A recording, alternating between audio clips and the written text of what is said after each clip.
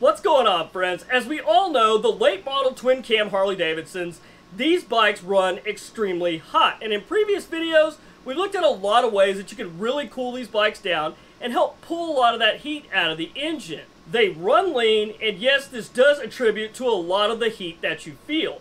But there's more to the story than the bike just running lean. These bikes actually have built-in protection systems to help try and keep the bike from overheating. And with the hot summer months here, it is very important that we recognize these protection systems when they're operating and we don't unintentionally override them.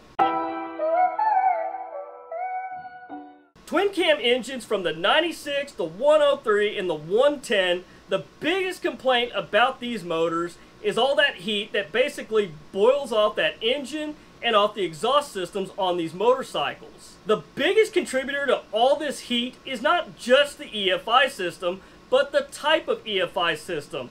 These late model Harleys run on a closed loop operating system with their narrow band oxygen sensors. Now basically what that means is when the bike goes into closed loop, it's reading those oxygen sensors and it's trying to keep that air-fuel ratio at 14.7 to 1, which is extremely lean. That is supposedly the best place for gasoline to burn most efficiently and cleanly. Now, relying on those oxygen sensors in closed loop mode, the bike tries to stay at 14.7 to 1 while you're idling, and when you're at a steady throttle and you're basically your cruise range, it wants to run on that lean air-fuel ratio, which isn't necessarily a bad thing. You do get good mileage, and you're also getting good airflow over the engine when you're just cruising.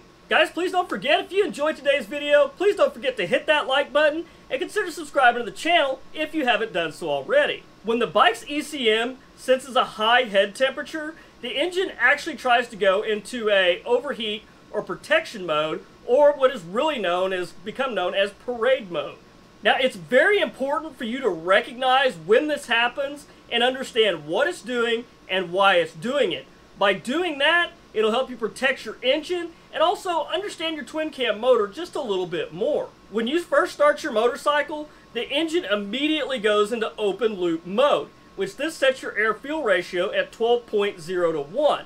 The bike doesn't care what temperature it is. As soon as you fire it up, it immediately starts in open loop mode at that air-fuel ratio. Now, once the ECM determines that the engine is warmed up, the bike will go into closed loop mode, which will basically raise that air-fuel ratio up to 14.7 to 1, and then it also brings the RPM down to roughly 1050. So you're generally going to bounce between 1050 and 1000 with the bike fully warmed up. Now, while you're out riding and going about your day, you're running around, and then all of a sudden you get stuck at a red light. You've been there for a few minutes, and your engine is really starting to heat up. This is true even with oil coolers, lub jugs, synthetic oil, pretty much anything you can throw at your bike.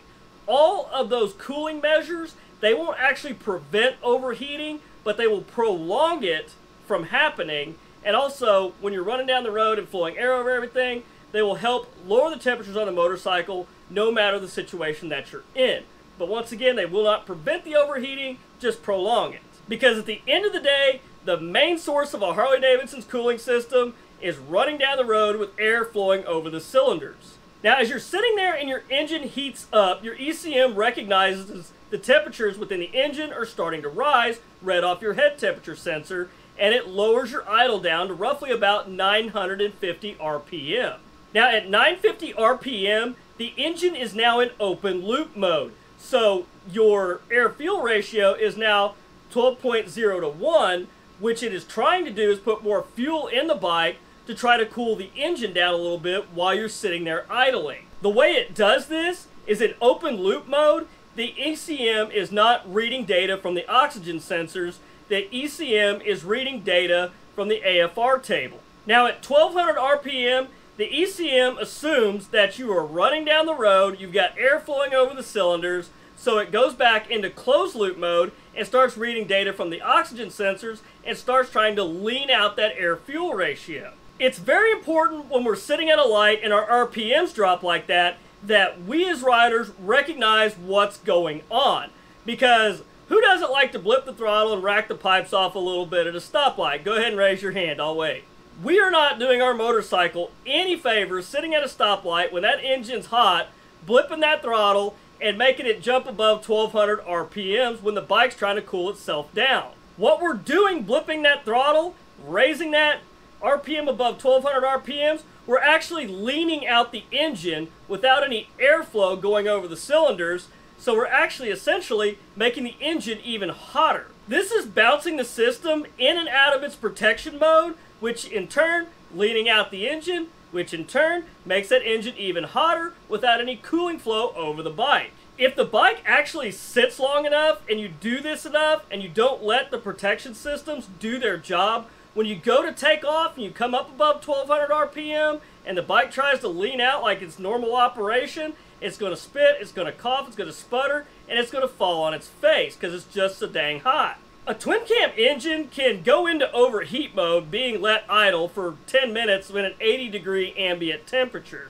Exhaust temperatures roughly 6 to 12 inches away from the cylinder heads, these things can reach as much as 750 degrees. Now, albeit your exhaust does have heat shields on it, but even with heat shields, the temperature on the heat shields can be as much as 200 degrees. With the hot summer months here, it is absolutely critical that we know and understand what is going on with our motorcycle as it heats up so that we're not unintentionally overriding that protection system. It is very critical that we let that system do its job. In any fuel-injected Harley-Davidson, 2007 and later, whether it be a twin cam, 103, 96, 110, or even the Evolution Sportster, all the EFI systems on the 2007 and later bikes, they're all going to operate in a similar fashion. They're all going to drop the 950 RPM, they're going to richen out their AFR, and they're going to try to cool themselves off when you've been sitting there idling for too long. So as much as we love to hear that exhaust system and that idle at the stoplight, just remember, when you're revving that bike up, you're not allowing the cooling system to actually do its job. You're overriding it, and you're basically overheating your motorcycle. Just honestly, best thing to do is when the bike idles down to 950 RPM, just let it sit there and idle, let it do its thing, and let it burn your legs off. So in other words, don't rev it unless you're ready to move. Now I understand it's not always possible to get 1200 RPM and actually get rolling. Sometimes you gotta creep forward in traffic.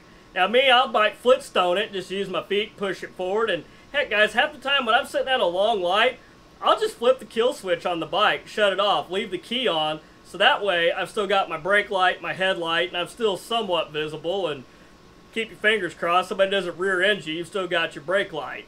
So anyhow guys, if you were wondering why your bike idles down so low when it gets really hot, that's because your air-fuel ratio has really richened out and it's trying to cool itself down and just not absolutely melt.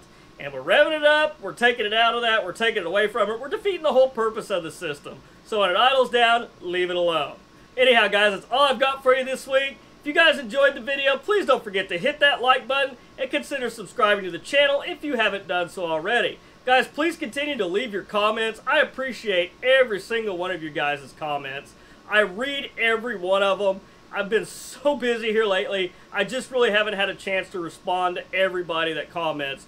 But hang in there, keep commenting, and I'll try to answer as many of them as I possibly can. But until next week, guys, you stay safe on the streets, ride smart, dodge the cars, and I'll catch you guys back here next week with a brand new video. Thanks for watching.